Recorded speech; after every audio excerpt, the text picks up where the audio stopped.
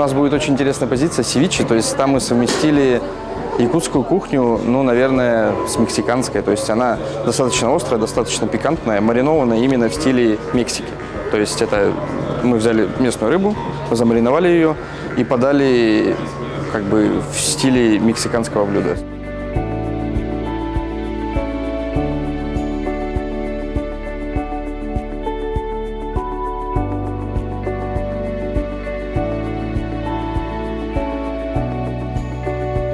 Для нас ценностью и для туризма нашего национального российского являются современные прочтения, но, конечно же, непосредственно якутской кухни. Практически любое блюдо можно сделать именно на техниках и на ваших уникальных продуктах.